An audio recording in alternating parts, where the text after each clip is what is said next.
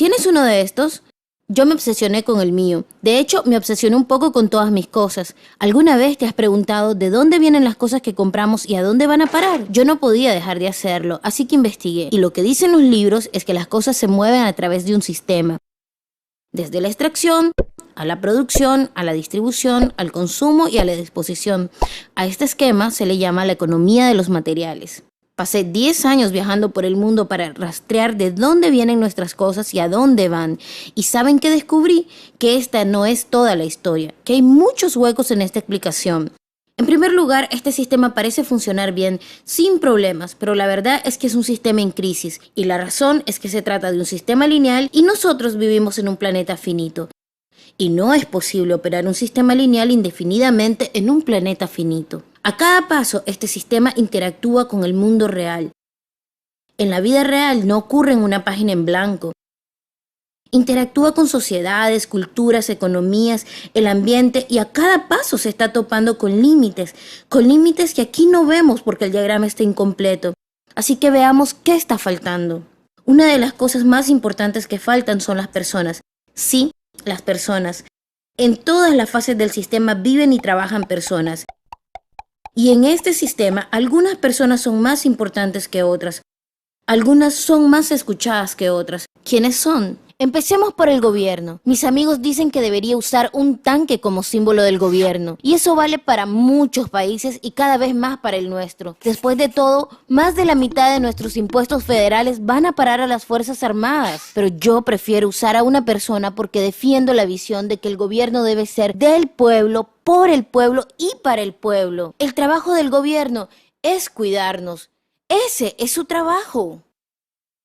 Luego llegaron las empresas, y la razón por la que aparecen más grandes que el gobierno es que lo son. De las 100 mayores economías del mundo, 51 son empresas. A medida que ellas han crecido en tamaño y poder, hemos visto cambios en el gobierno que parecen estar más preocupados por ellas que por nosotros. Veamos qué más falta en la imagen. Empecemos por la extracción, que es una forma elegante de decir explotar los recursos naturales, que es otra forma elegante de decir destruir el planeta. Se ve así: cortamos árboles, volamos montañas para extraer los metales, acabamos el agua y eliminamos a los animales. Aquí nos topamos con el primer límite. Estamos agotando los recursos. Usamos demasiadas cosas. No es fácil escuchar esto, pero es la verdad y tenemos que enfrentarla. Tan solo en las últimas 3 décadas se ha consumido 1/3 de los recursos naturales del planeta. Desapareció. Estamos talando, minando, agujereando y destruyendo el planeta tan rápido que estamos agotando su capacidad para que podamos vivir aquí. En Estados Unidos nos quedan menos del 4% de los bosques nativos. El 40% de los recursos de agua ya no son potables.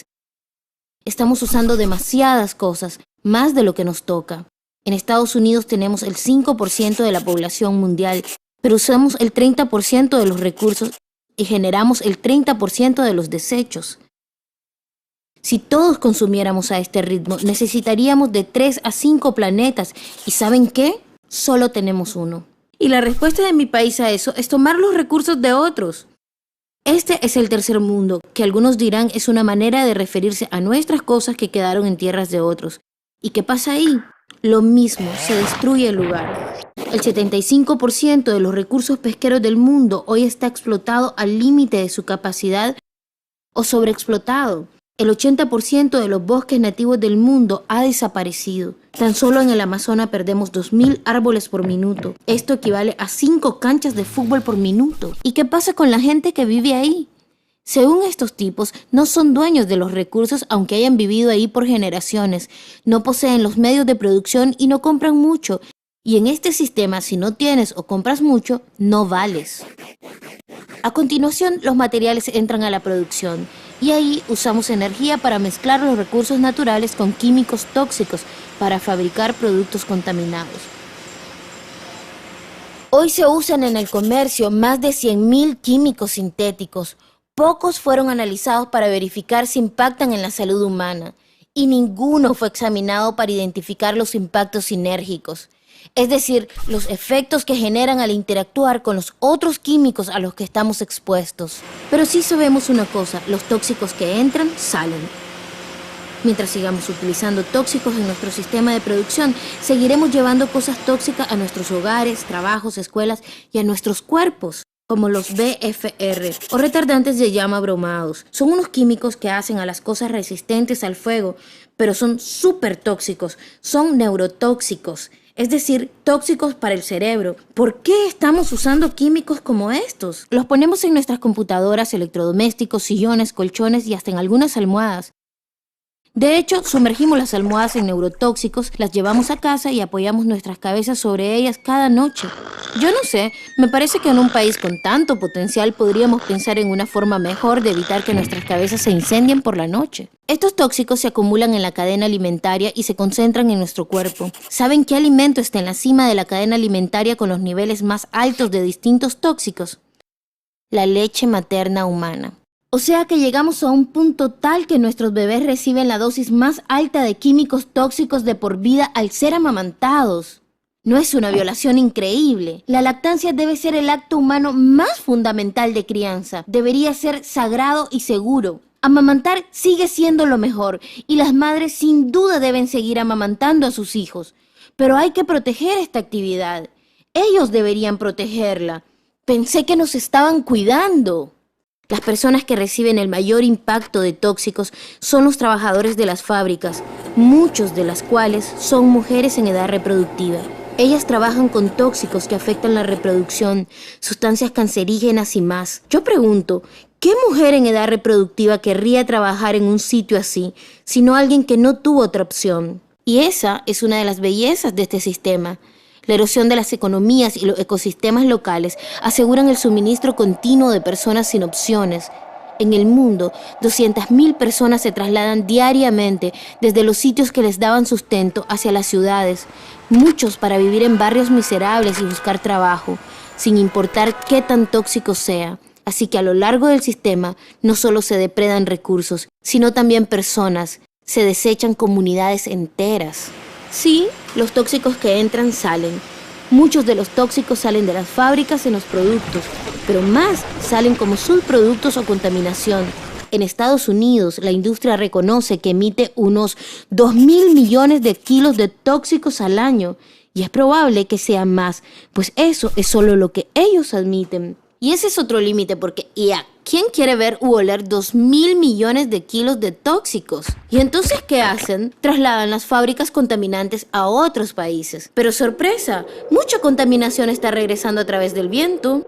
¿Y qué pasa cuando los recursos ya son productos? Bueno, pasan para acá para su distribución.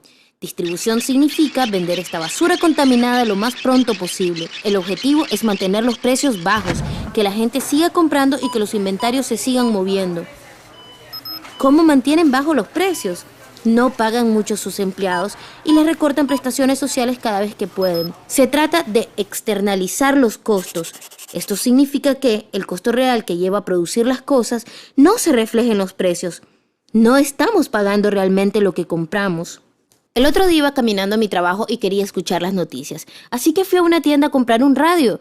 Encontré uno verde, pequeño y bonito a solo $4.99. Mientras esperaba para pagar pensé, ¿cómo es posible que este precio refleje el costo que tiene producir este radio y ponerlo en mis manos? Probablemente el metal fue extraído en Sudáfrica, el petróleo en Irak, los plásticos fabricados en China y quizás fue ensamblado por una niña de 15 años en una maquiladora en México. $4.99, ni deben alcanzar para pagar el espacio que ocupó en el estante de la tienda, ni una parte del salario del empleado que me atendió, ni el costo de los múltiples transportes de cada una de las partes de este radio. Así me di cuenta que yo no pagué por el radio. Entonces, ¿quién pagó? Bien, estas personas pagaron con la pérdida de sus recursos naturales, estas con la pérdida de su aire limpio con mayor incidencia de asma y cáncer. Los niños en el Congo pagaron con su futuro. 30% de los niños allá dejaron la escuela para trabajar en las minas de coltán, un metal que necesitamos para fabricar nuestros electrodomésticos desechables. Estas personas pagaron al tener que cubrir su propio seguro médico. Todos contribuyeron para que yo pudiera comprar un radio en $4.99 y ninguno de estos pagos aparecen en los libros contables.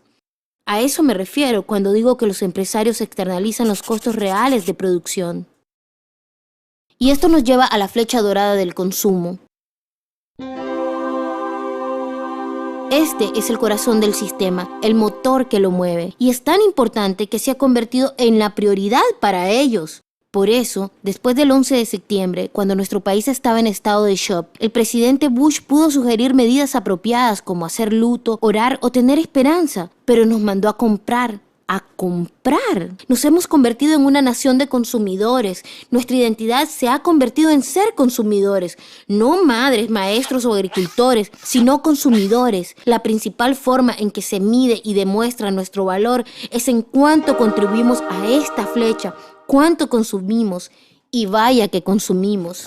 Compramos y compramos, mantenemos el flujo de los materiales y cómo fluyen. Adivinen qué porcentaje del total de materiales que fluyen en el sistema siguen en productos o en uso 6 meses después de ser vendidos en América del Norte. ¿50%? ¿20%? No, 1%. 1%. Es decir, que el 99% de las cosas que cosechamos, minamos, procesamos y transportamos de lo que fluye en el sistema es basura en menos de 6 meses. ¿Cómo podemos mantener un planeta con ese flujo de materiales? No fue siempre así. Un habitante promedio de Estados Unidos consume hoy el doble que hace 50 años. Pregúntale a tus abuelos. En su época se valoraba la buena administración, la inventiva y el ahorro. ¿Cómo ocurrió esto? No es que solo ocurrió, fue diseñado. Poco después de la Segunda Guerra Mundial, estos tipos ideaban maneras de hacer crecer la economía, y el analista de mercado Victor Lebow formuló la solución que se convirtió en la regla para todo el sistema. Dijo, nuestra economía tan productiva requiere que hagamos del consumo nuestra forma de vida, que convirtamos en rituales la compra y el uso de bienes, que busquemos la satisfacción espiritual y de nuestro ego en el consumo. Necesitamos que las cosas se consuman, quemen, reemplacen y desechen a un ritmo cada vez mayor. Y el jefe del Consejo de Asesores Económicos del presidente Eisenhower dijo que el fin último de nuestra economía es producir más bienes de consumo. ¿Bienes de consumo? ¿Nuestro último fin? No brindar salud o educación o transporte seguro o sustentabilidad o justicia. ¿Bienes de consumo? ¿Cómo lograron que nos sumáramos tan entusiasmados a esto? 2 de sus estrategias son la obsolencia programada y la obsolencia percibida. Obsolencia programada significa diseñado para ser desechado. Se diseñan cosas para ser inútiles lo más pronto posible, para que las tiremos y compremos cosas nuevas. Es obvio si pensamos en bolsas de plástico o vasos para café, pero también ocurre con cosas más grandes, trapeadores, DVDs, cámaras, parrillas, todo. Hasta las computadoras. ¿Notaron que hoy la tecnología avanza tan rápido que en menos de 2 años tu nueva computadora se vuelve un límite para la comunicación? Yo sentía curiosidad por esto, así que abrí una computadora y me encontré con que lo que cambian cada año es solo una piececita en una esquina, pero no puedes simplemente cambiar esa pieza porque cada nueva versión tiene una forma distinta, así que tienes que tirar todo el aparato y comprar uno nuevo. Estuve leyendo revistas de diseño industrial de los años 50 cuando la idea de la obsolencia programada cobró fuerza. Los diseñadores hablaban abiertamente del tema, discutían qué tan rápido podían lograr que las cosas se rompieran sin que los consumidores perdieran la fe en los productos como para seguir comprándolos. Era todo intencional. Pero las cosas no se rompen tan rápido como para mantener esta flecha tan activa. Para eso existe la obsolencia percibida, que sirve para convencernos de tirar cosas que aún son perfectamente útiles. ¿Cómo lo hacen? Simplemente cambiando la apariencia de las cosas. Así, si compraste algo hace un par de años, cualquiera se da cuenta que últimamente no has aportado a la flecha. Y como nuestro valor depende de eso, puede ser vergonzoso. Yo he tenido el mismo monitor blanco, gordo y enorme por más de 5 años. Y mi compañera acaba de comprar una computadora nueva con monitor de pantalla plana que hace juego con su computadora, su celular y hasta con sus lapiceros. Parece que tuviera una nave espacial y que yo tuviera una lavadora sobre el escritorio. La moda es otro buen ejemplo. ¿Se han preguntado por qué los tacones pasan de ser delgados a gruesos cada año? No es porque se debata qué tipo de tacón es más sano para los pies de las mujeres, es porque si usas tacón grueso en un año en que están de moda los tacones delgados, eso muestra que no has contribuido a la flecha ese año y que por tanto vales menos que las personas que traen tacones delgados o que las personas que aparecen en los comerciales. En resumen, es para que sigas comprando. La publicidad y los medios de comunicación tienen un papel importante en esto. Cada habitante de Estados Unidos es bombardeado con más de 3,000 anuncios por día. Vemos más comerciales en un año de los que alguien hace 50 años veía en toda su vida. Y si pensamos, ¿para qué sirven los comerciales si no es para hacernos sentir infelices con lo que tenemos? 3,000 veces al día oímos que nuestro cabello, nuestra ropa, nuestra piel, nuestros muebles, nuestro auto, que nosotros estamos mal, pero que podemos estar bien si salimos a comprar. Los medios también ayudan ocultando todo esto y esto. Así que la única parte que vemos de la economía de los materiales son las compras. La extracción, la producción y la disposición ocurren fuera de nuestro campo visual. En Estados Unidos tenemos más cosas que nunca, pero las encuestas demuestran que nuestra felicidad está disminuyendo. En los años 50, la felicidad nacional llegó a su límite, en el mismo momento en que estalló esta manía consumista. Interesante coincidencia. Creo saber por qué. Tenemos más cosas, pero cada vez menos tiempo para lo que realmente nos hace felices. Amigos, familia, esparcimiento. Estamos trabajando más que nunca. Algunos analistas dicen que hoy tenemos menos tiempo libre que nunca desde el feudalismo. ¿Y saben cuáles son las 2 actividades que más realizamos en nuestro escaso tiempo libre? Ver televisión y comprar. En Estados Unidos dedicamos 3 a 4 veces más horas a comprar que los europeos. Nos encontramos en esta situación absurda en la que vamos a trabajar a veces a 2 empleos y llegamos a casa agotados, así que nos echamos en nuestro sillón a ver tele y los comerciales nos dicen apestas. Así que salimos a comprar para sentirnos mejor y después tenemos que trabajar más para poder pagarlo y regresamos a casa más cansados, así que nos echamos a ver más tele que nos dice que compremos más y estamos en esta rueda de trabajar, mirar, gastar y simplemente podríamos parar. ¿Y qué ocurre finalmente con lo que compramos? A este ritmo de consumo las cosas ya no caben en casa, a pesar que el tamaño promedio de las casas en Estados Unidos se duplicó desde los 70. Todo va a parar a la basura. Esto nos lleva a la disposición, la fase de la economía de los materiales que todos conocemos porque tenemos que sacar la basura. En Estados Unidos, cada persona genera más de 2 kilos de basura por día, el doble que hace 30 años. Toda esa basura o se arroja en un relleno que es un gran agujero en el suelo, o si realmente tienes mala suerte, primero se quema en un incinerador y luego va a un relleno. Ambos contaminan el aire, el suelo, el agua y contribuyen al cambio climático. La incineración de residuos es muy dañina. ¿Recuerdan todos esos tóxicos en la etapa de producción? Incinerar la basura los libera al aire. Peor aún, genera nuevos supertóxicos, como las dioxinas, que son las sustancias más tóxicas conocidas por la ciencia. Los incineradores son la fuente número 1 de emisión de dioxinas, es decir, que podríamos detener la principal fuente de la sustancia más tóxica hecha por el hombre, dejando de quemar la basura. Podríamos detenerla hoy mismo. Algunas empresas no quieren lidiar con instalar rellenos o incineradores aquí, así que exportan sus desechos. ¿Y qué hay del reciclaje? ¿Ayuda? Claro que sí, porque reduce la generación de basura aquí y la presión de minar o cosechar más cosas acá. Sí, por supuesto, todos deberíamos reciclar, pero reciclar no es suficiente. Nunca será suficiente por un par de razones. Primero, la basura de nuestras casas es solo la punta del iceberg. Por cada cubo de basura que sacamos, río arriba se generaron 70 cubos para producir lo que está en nuestro cubo. Aunque pudiéramos reciclar el 100% de nuestra basura, no resolveríamos el problema de fondo. Además, gran parte de la basura no se puede reciclar porque contiene demasiados tóxicos o porque fue diseñada para no ser reciclada. Como esos envases de jugo con capas de metal, cartón y plástico, no se las puede separar para ser verdaderamente recicladas. Como pueden ver, es un sistema en crisis. En todo el camino hay un montón de límites, desde el cambio climático hasta la pérdida de la felicidad. Esto no está funcionando. Lo bueno de tener un problema tan amplio es que hay muchos puntos de intervención. Hay gente trabajando aquí para defender los bosques o aquí por una producción limpia. Gente luchando por los derechos laborales, el comercio justo, el consumo consciente o que bloquean los rellenos e incineradores. Y lo que es muy importante, que luchan para recuperar el gobierno y que sea realmente del pueblo y para el pueblo. Todo esto es muy importante, pero las cosas solo empezarán a cambiar cuando podamos ver las conexiones, cuando veamos el cuadro completo. Cuando las personas a lo largo del sistema nos unamos, podremos recuperar y transformar este sistema lineal en un sistema nuevo que no deseche ni recursos ni personas. Lo que realmente tenemos que desechar es esa mentalidad de la vieja escuela del derroche. Hay una nueva forma de pensar las cosas y está basada en la sustentabilidad y equidad. Química verde, basura cero, producción de ciclo cerrado, energía renovable, economías locales vibrantes. Ya está sucediendo. Algunos dicen que esto no es realista, que no puede ocurrir. Yo digo que quienes no son realistas son quienes quieren seguir por el viejo camino. Ellos son los que están soñando. Recuerden, no es que el viejo camino solo sucedió. No es como la ley de la gravedad con la que hay que convivir. Las personas lo produjeron y nosotros también somos personas. Hagamos algo nuevo.